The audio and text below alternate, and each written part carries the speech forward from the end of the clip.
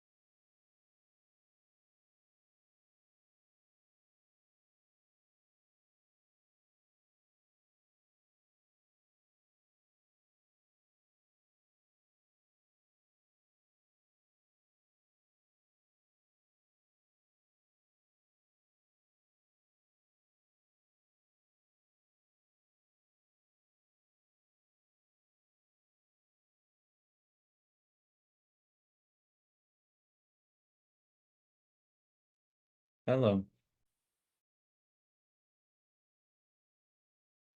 No. Hi, Matt. Hello.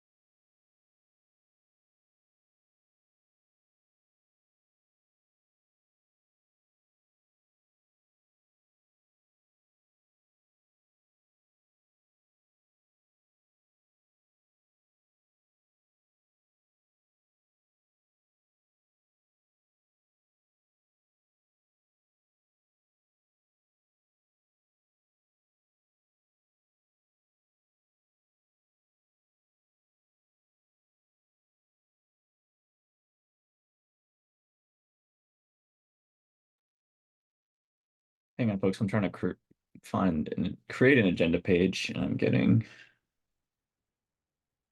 issues. Here we go.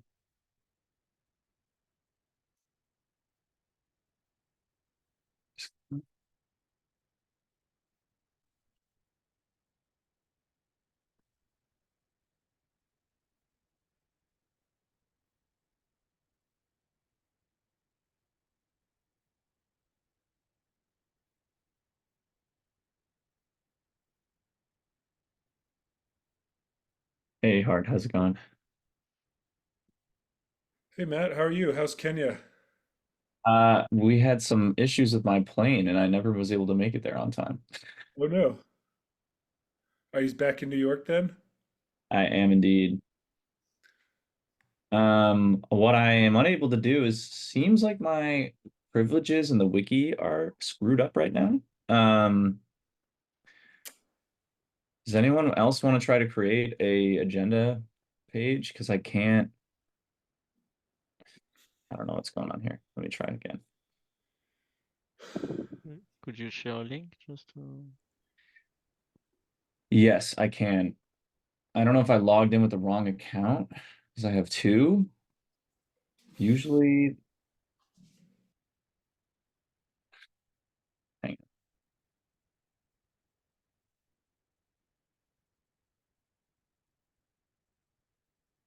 Pretty sure I got in the right one.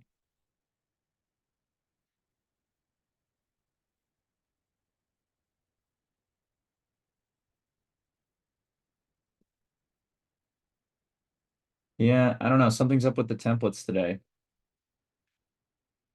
Let me try.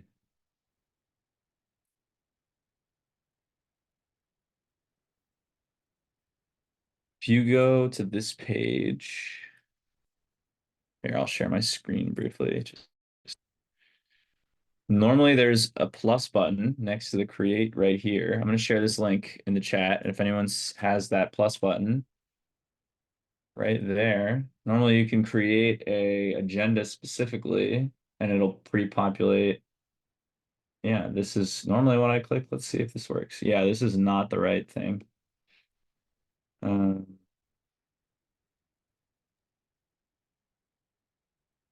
I have one, yeah. Create, no? To create Well, new is job? anything next to the normally there's these three dots next to the create button and you'll be able to No, create I an don't have it. agenda. Yeah, something's up with it. I don't know. It's not hugely important. Maybe I can copy a page. Yeah, maybe I'll just copy the agenda for now. But no, it like adds the Zoom link and stuff. Whatever. I'll just take notes on my notes app and I'll talk to Rye and I'll try to get this fixed after the call because we're wasting time. Yeah, I don't have the create dots either, so it's probably some kind of wiki configuration issue. Yeah, Confluence nonsense. All right. Okay, so contributor called for the recording. Thank you for bearing with us, folks. There is a antitrust policy that you've heard from me before, as well as, good housekeeping manners, etc. Just don't talk over other people, and this meeting is being recorded. So this is the May 15th or May 14th contributor call. I have a few topics that I'd like to discuss today. I also have was hoping we can get an update from some folks specifically on where the QBFT work is sitting right now. And I think we have some other folks on the call that might have their own agenda topics. Does anyone want to pose an agenda topic before we begin so that we can get a sense of how much time we might need to reserve? Yes, I would like to have just like 3 or 4 minutes on the Besu charter. All right, perfect. I think we can open with that one. Does anyone else have any other topics? Yeah, actually, I want to talk about this account abstraction with Besu. I'm facing some issue with that. All right. Okay, so we have a charter discussion, we have QBFT, and we have an account abstraction discussion. Anything else from the group before we get started? Matt, I was thinking I could briefly cover the QBFT soak test that's in a PR that's had some discussion, and maybe a quick recap on how I'm getting on with some performance testing. Perfect. Yep, that's exactly what I was looking for, and I can give you a small update from Daniel. Sure. All right, let's start with the charter, and then we'll go to the QBFT stuff, and then from there we can talk about account abstraction. All right. Thanks, Matt. Very quickly, I am posting the link to the proposed Besu charter in chat. Some of you have already commented. Matt Nelson and Matt Whitehead, thank you both very much. If you all have any other comments, please let me know. I will get this, back to legal, and they will make the changes. And then we would appreciate it very much if you all would approve this. Having these charters will give projects like Besu much more flexibility. You'll be able to host your own like working groups, whatever you want. This is sort of the future of open source best practices, and it's going on all across the LF, which is why we're doing it for projects. Does anybody have any questions for me on this?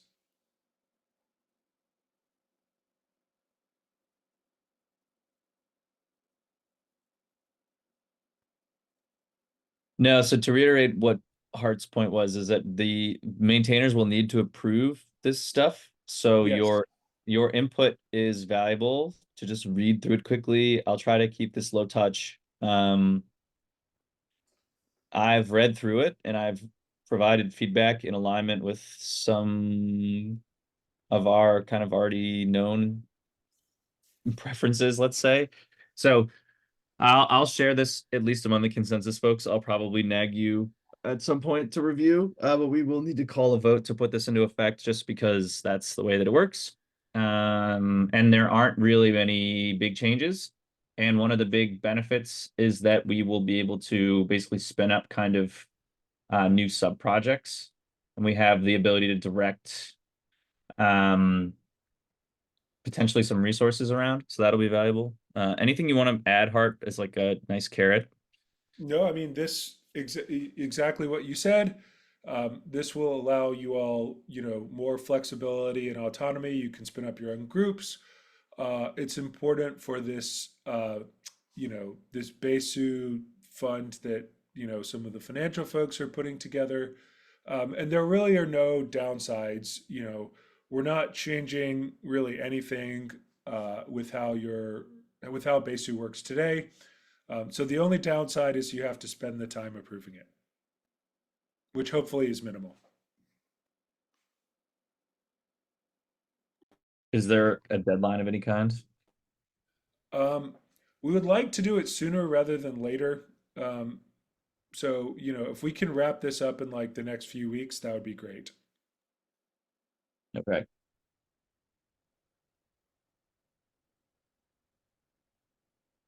And yeah, if anyone has any questions on this, please feel free to reach out to me. I'm happy to talk about it. Yeah, a few questions. How do we approve the documents? I would just do it as, however you approve like a roadmap issue or something like that, just treat it as, Should I open an issue on GitHub and then have people Yeah. approve? treat it as a regular policy change.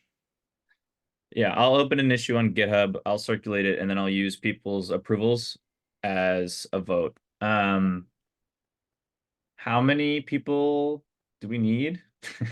2/3, it says? Yep. Okay. All right, this is for me. I'll open an issue for the maintainers and share in the chat, the channels in Discord. Awesome. Thank you all very much. Again, if you have any questions, please feel free to reach out. And yeah, that's all on this today. Thank you for your time. Cool, thanks, Hart. All right, Matt Whitehead, let's pass to you next. Yeah, sure. So I guess I'll share screen just to share a couple of updates on some bits and pieces I've been working on. So can you see that screen all right? If I bring up that, you see that Git issue? You see both. You see both. Well, no, not at the same time. But I was gonna say I've only got the one screen at the moment. So excellent. Yeah, so a couple of things. One, there's been a PR up for a week or so, which has had some really good comments from different maintainers. And this is a new acceptance test that I'm proposing be merged, which doesn't run as part of any of the existing Gradle tasks. So because it's designed to be long running, we don't want it to run every PR. And the idea of it is to try and so to have inside the Besu open source a fairly reliable, repeatable way of exercising some enterprise-like behaviors with a kubeft chain to start making it easier for anyone who wants to, and maybe a part of the release process to use this to run a chain for a period of, at the minimum, an hour. It's designed to be fairly long running, but configurable up to a fairly arbitrary period of time. And what I've done in the PR is describe what it does. I think I've probably covered that in a previous contributor call, so I'm not going to go into detail, but it creates 4 nodes, stops them, upgrades them to London, stops them, upgrades them to Shanghai, stops them, and so on. And checks the state of a contract that was deployed right at the beginning to make sure that state is correct at the end of the test. And so the idea is that it's a really easy to run, repeatable test. So anyone who wants to just run some validation against a PR for a few hours can use this. To make it a little clearer quite how it works, this is just my Besu branch, and if you just run the new Gradle task, I can find it. Literally just running it. Okay, here we go. So I'll get rid of these because I was running it with no hub, so I could leave it running for a long period of time. And all you need to do is once it's merged, you'll just need to have Besu cloned locally, and then you can go into Besu and run acceptance test BFT soak, and that will go and run for, by default, it will run for an hour for QBFT, and then it will run for an hour for IBFT2. So it runs both IBFT2 and QBFT by default. And as you can see, it's starting some nodes. It's going to start 4 of them. Yeah, it actually does IBFT2 first. And the test is designed that when you configure a bigger time, a bunch of the steps it does are just proportional to the time you've configured. So it'll leave the nodes mining blocks for a proportion of the time, not a fixed time. So it doesn't just hang at the end if you give it a 12-hour runtime. It actually extends each of the steps in between to be proportionally longer to let you kind of soak it doing more stuff. I'll kill this log for now because you can see it's basically we've got some blocks being imported by these nodes that are running. And I've got a log here from when I ran the other weekend. So just so you can see, so I've got to this is a test I left running overnight. Just gets to the end of the test. You can see this one was running for an 8-hour run, just over 8 hours. So that would have been just over 4 hours of IBFT2 and 4 hours of QBFT. And so you can just run it with no harp and leave it running for the weekend to exercise more enterprise-like scenarios. So that's the first thing I was going to cover. Quickly, so I have in the notes. Can you just tell me the name of the command again specifically? I'm sure I can get it. But so I feel like I keep losing it from my history. I don't know why it keeps going. There we go. So the Gradle task is acceptance test BFT soak. Just see at the bottom of the screen there. So anyone can run that off the branch now, and once it's merged, anyone can run that off of main. Awesome. So I won't take any questions on the PR, particularly now unless anyone has any they want to cover, because I don't want to take up too much of the call. Some people, I think the main comment that was perfectly valid from Sally was, I've had to change, because this starts and stops nodes, I've had to change the way that nodes are started and stopped so they have a fixed port, which is based on a hash of their name, so that you can write tests now, and if the name of the node stays the same, its ports stay the same. What I found was stopping nodes and starting them, they were all coming up with kind of, I think, randomly generated ports. So none of them were re-pairing, resyncing if you stopped nodes during the test. So that was, I guess, the main thing people might have some comments about. All the existing acceptance tests are still passing with these changes, so I think it's probably fine to leave it like that. I've done a nudge on the reviews channel just to see if we can get this one delivered, because nothing will happen once this is delivered unless someone decides to run it. Okay, and then the only other thing probably to recap is that I've been spending a bunch of time. I found some time to carve out on QBFT performance. Amezian and I have been talking, as you can see. Amezian, as you can see from the thread on Discord, Amezian has been really useful in helping me to move the performance of a QBFT chain along. I have been capturing flame graphs, as you can see, and I think I've made some real progress. The main thing I think I will just recap for a second is probably, yeah, so I'll just put this one slide on screen. This is so I do pretty much all my testing with Caliper, because it's nice to be able to give anyone in the community the same Caliper files you've been running, and they can run the same thing. So before I think I spent any time on this, we were kind of limited on a single laptop to running with 4 validator nodes, maybe around the 400 TPS mark from Caliper.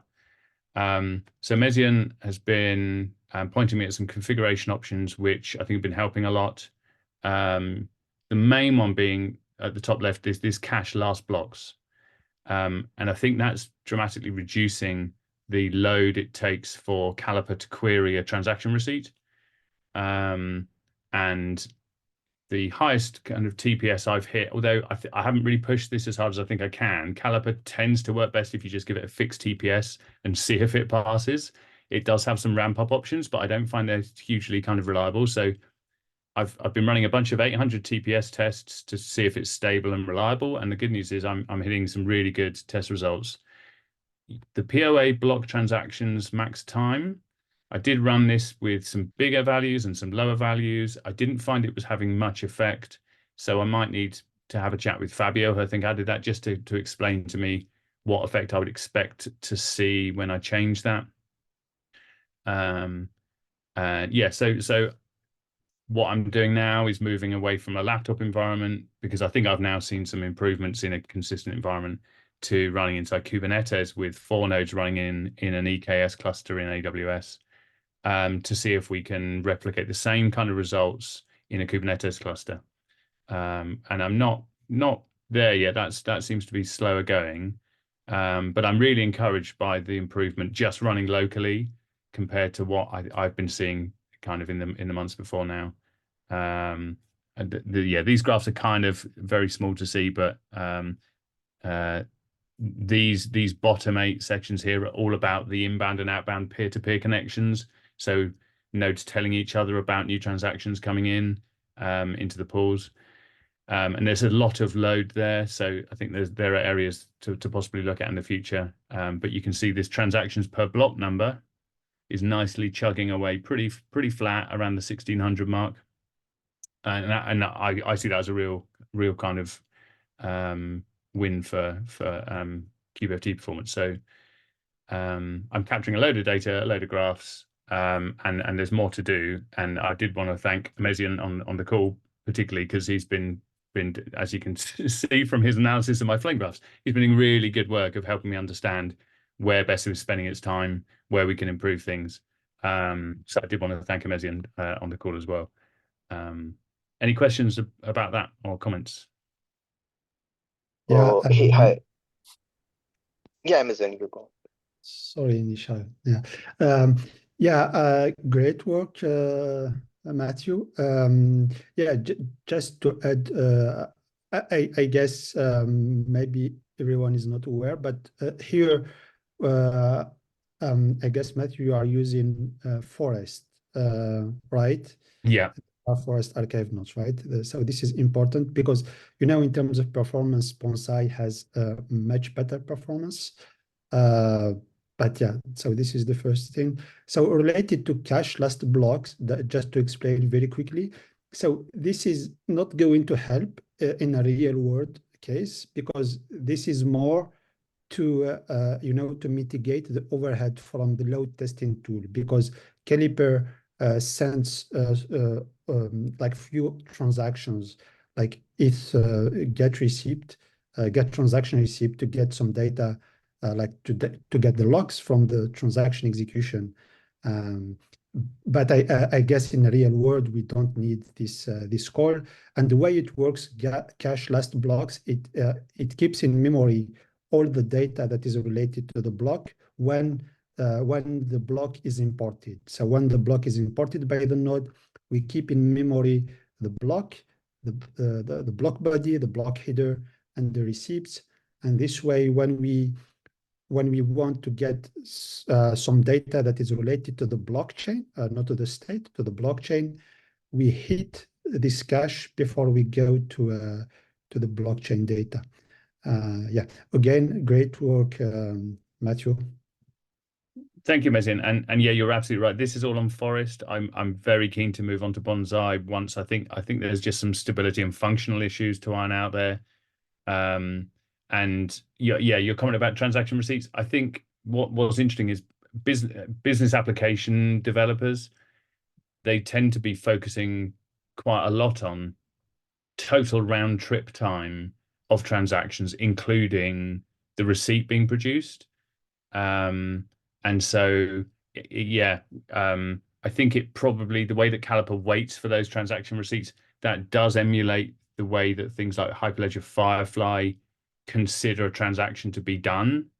So I think as you say, it's really helped with the caliper testing. We will probably leave that on for our test environments with Hyperledger Firefly. Yeah, I'm hoping just to keep cracking on and making further improvements as we go.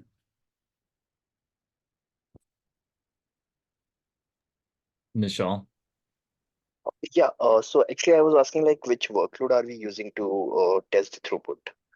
Yeah, so I'm using Caliper by default it has kind of a 3 transaction types. It has opening an account in a token on a simple contract. Then it has a query call, which is just ETH calls, so that's very fast. And then it has a transfer, which is transferring between accounts in this smart contract. So I basically use that. I've done away with the ETH call performance testing for now because I'm mainly interested in transactions being mined into blocks. And I kind of just use the most basic caliper settings in terms of the TPS because, like I say, I haven't found the advanced settings like linear rates where it slowly increases or trying to keep a certain number of transactions in flight at any one time. I haven't found those particularly useful. So I use a fairly basic fixed rate TPS setting in Caliper. Okay, okay, got it. By the way, I think we also worked on this Besu performance. So one of our team member, he implemented this ERC20 and ERC721 workloads too. So if you want to test against that, you can, yeah, I can link you those things. Thank you. That would be great. Please do feel free to drop me something in Discord. Yeah, as with any performance testing, I'm kind of torn between how much to spend time looking at which contracts we're testing versus trying to keep as many things consistent as possible in the environment, where even if it's a fairly simple contract, to kind of push just small kind of tuning parameters here and there to get that one scenario running as well as possible, and then move on to a more advanced contract. So yeah, thank you. Do please ping me any resources you think might be useful. Yeah, sure. Thank you. Right, I think that's all of my stuff, Matt. Can you share those slides with me when the testing is complete? I'd like to include it next week in our Yes. Yeah, sure. Yeah, and I'm keen to get the bonsai stuff working too. If you need support on that, let me know. I think Daniel is still going to try to chip away at that. Yeah, I'm currently not actively working any of the functional bugs like the RocksDB ones. They're just kind of outside of my kind of area of expertise, and I think that's where some of the issues are at the moment. So just so it's clear, I'm not actively working kind of the bonsai functional stuff at the moment.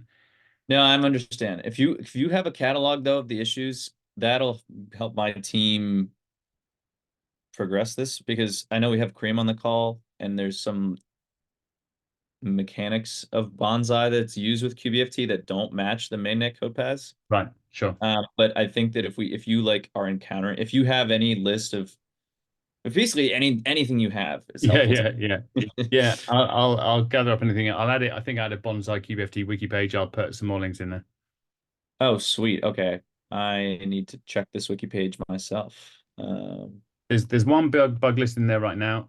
I don't think it lists the RocksDB one specifically because trying to recreate that, I hit a different one. So I will dig out the RocksDB one. I think someone emailed on the Hyperledger mailing list about the RocksDB one the other day. But yeah, I will add a link to that one as well. Ooh, I'm trying to find this page. Should be under. So under performance and stability on the main Permission testing. Okay, QBFT and bonsai testing. Yeah, that's it. Yeah, there we go. Yeah, Kareem. Yeah, dump anything you have on here because this is not. It's mostly configs. Yeah. I dumped a load of configs as to what I tried with Oh, and bonsai. the results. Again, caliper stuff, and then near the bottom is the first issue I've hit that I just can't get past. So my idea was to keep running this as people fix stuff until I run out of issues to to add to the bottom of the wiki page. Yeah, and maybe a more direct approach will be more fruitful. Yeah. But yeah, Kareem, I see you came off mute. I'm I listen. Yeah. I can. Yeah, if you have any information, yes, I hope I will take time to look at the different issues tomorrow. So Sure, feel thank free you. to share. I'll add a link into the other one so that there are at least two of them linked in there. Yeah. Yeah. Okay.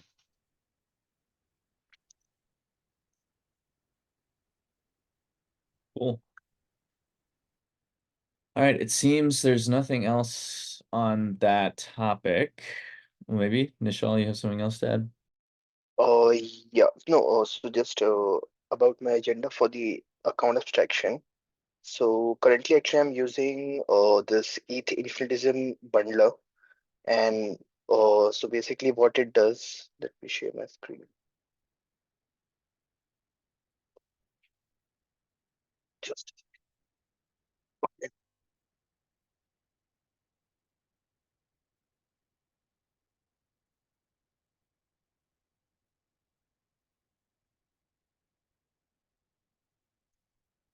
Okay, so basically, it deploys the entry point and then this paymaster, and it creates a basically yeah, it runs a script. So I'm able to on the Besu on ETH on get, so sorry, on get it is working fine, but I modified the SDK, their code for working with Besu.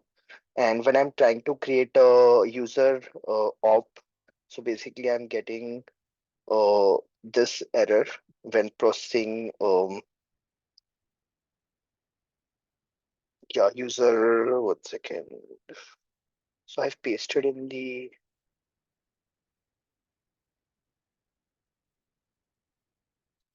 yeah, so I'm getting execution reverted and server error basically when sending this send user operation. So I want to ask like if someone has already tested this bundler with Besu and if they were successful.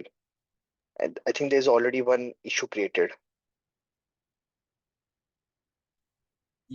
Yeah, I mean, I don't think, did we ever implement this RPC? Hang on. Uh, I think this ETH send user operation sends to a bundler, and in the bundler it uses debug or trace call RPC endpoint. Okay.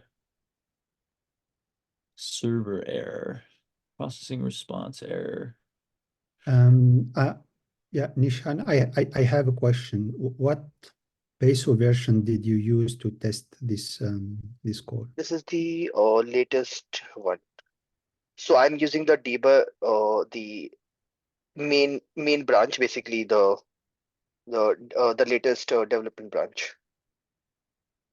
Okay. So I created, yeah, using this compiled and then created a Which do you have the commit? Because so why I am asking, because we had exactly the same issue on ETH call, where Get was able to handle some ETH calls, and Besu had some issues, exactly like the same issue, the reverted transaction issue, and it was related to the way Besu execute ETH calls. So we use the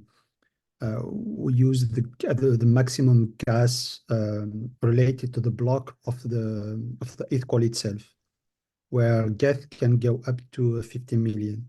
So Karim made the PR to fix it, but I think Karim, we need to specify Always flag. Yeah. a flag, yeah. Yeah. So maybe it could be interesting to try with the new flag from Karim's PR. Maybe if you can share the PR, Karim. yeah, sure, I will take that. Yeah. We'll share that.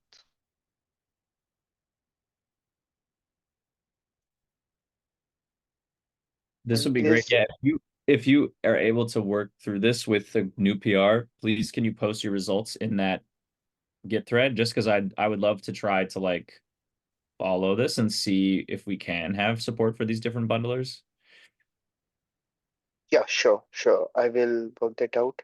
And also, I've created this PR and wanted a review, so I've just pasted in the chat. So this implements private tracing, tracing for private transactions.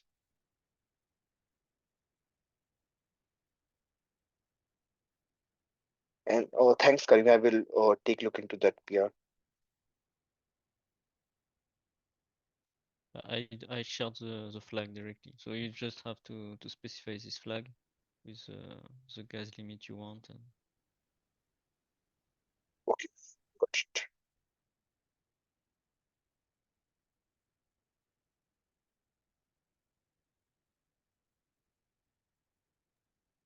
Awesome. Okay, and we have a ticket 6161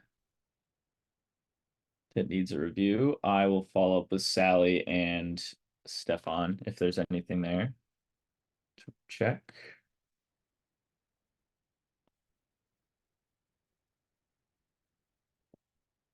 Sounds good.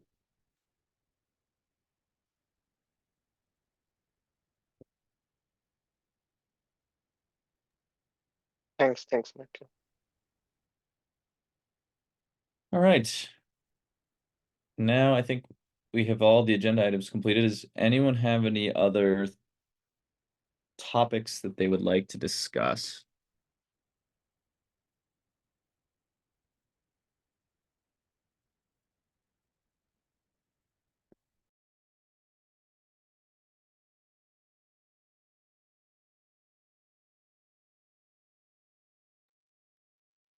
Cool, and Amazian just provided the PR that has probably more context about the configuration that's needed. Yes. Okay. Anyone else have any topics? We have, plenty of time left to go through something.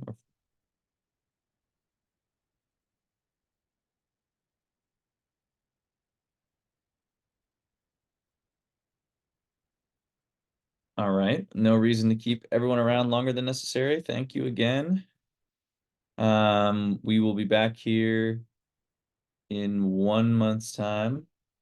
So I will see you all in June. you, but Thank you. Oh, Thank you. thanks, Matt. Thanks, everyone. Thank you. Have a good day.